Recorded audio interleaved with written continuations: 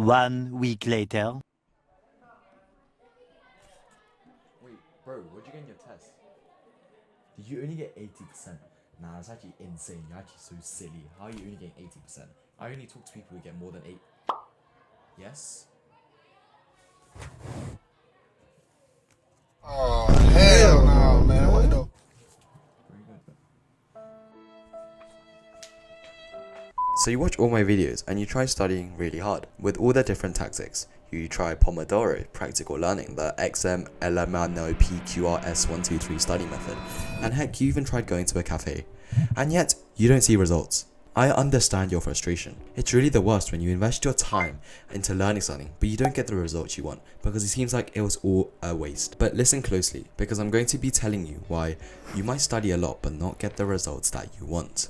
Firstly, you have to ask yourself if you're studying to understand or studying to memorize. The most well-known and best revision method, backed up by science, is SQ3R: survey, question, read, recite, and review. How this works is, first, you skim through your notes. And this is important because you can differentiate between which bits are important and which bits are not, and you begin to see the overlap between each different subtopics. And the second reason that skimming through the entire chapter or content is so important is that sometimes we forget what we're studying. You'll relate when I say after hours of studying something, you're just like, wait, what the hell am I even reading? And then you have to reread everything because you weren't actually present. You were just AFK.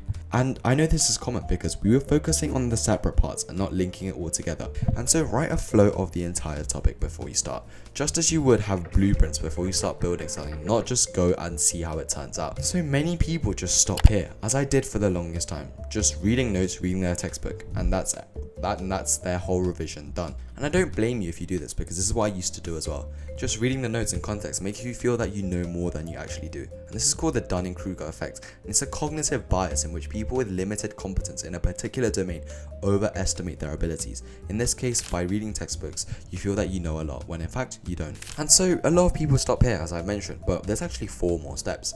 And so the next is questions. And so you want to make your own question. This is because you need to get into the perspective of the examiner and try and see what questions they would ask. Because a lot of the time, in a whole topic, there's only a couple of key concepts that they would test. So when writing questions for yourself, you can see what you need to revise the most. And if you don't want to write your own questions, you can actually search for topic questions online by googling your topic and your example, and a bunch of past paper questions will come up. And so what you want to do is reread the section or the textbook bit that you've read before and answer the questions you set yourself with this bit that you've read. Keep in mind that writing is better than typing because you're both mentally and physically engaged in doing it. So the way to not do this passive form of studying is to write these questions and answer on flashcards instead. And so the reason that this works so well is that this is all active recall, which is the best way to understand and remember something for a long time. So don't continue until you can answer all the questions that you set yourself. And while you do this, you might come across a part where you don't actually understand. For example, why do DNA mutations actually happen? And these are mini questions that you get while revising, and you'll know that you're revising well if you start getting these questions. These are questions that aren't explicitly asked by the textbook, but you just form them in your mind because as you go on, you really get into understanding it, and that in itself causes questions to arise. And by getting these questions, it's really easy to just ignore them and move on, since they probably won't actually be in the test. I like to think of this as glue that will hold everything together. So by ignoring this, sure, it will make it so that you actually still have your fundamentals, but by answering these mini questions you have, it will make it so that everything just sticks together and you remember it for a longer period of time.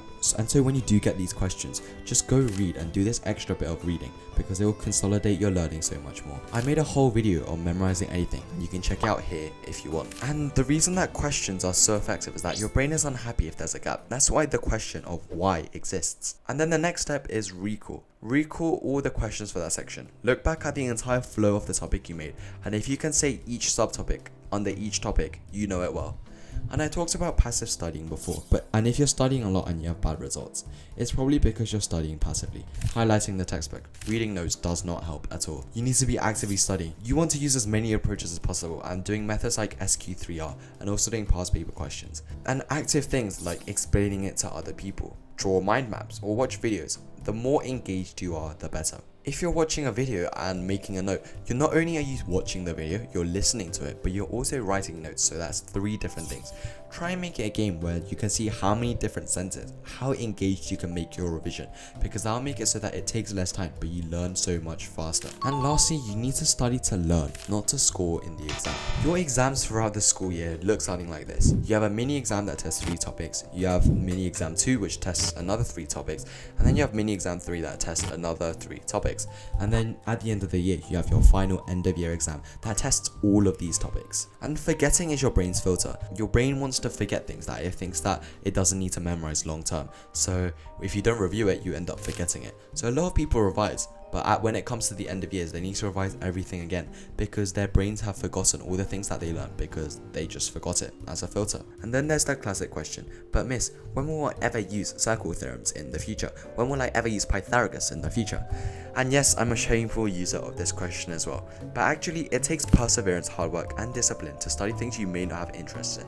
But these are life skills that you can use in your real life. So focus on the fact that you're building yourself as a character instead of saying, when will I ever use this in real life? Because in fact, you will use that skill that you learned from learning that in real life. And so to conclude, the reason that you may not have the results you want even though you study is that you're not revising the proper way, and so use SQ3R to revise next time. And the other one is that you're letting the filter of forgetting come over you. And the next one is you need to study to learn, not to score in the exam, otherwise you'll have to end up relearning the entire thing. And lastly, you have to shift your mindset so that what you might be learning may not be useful directly now, but it will all correlate in the future. So shift your mindset into this more forward-looking one and study things to understand like we discussed. And I can promise you that the results that you want will start showing in your report.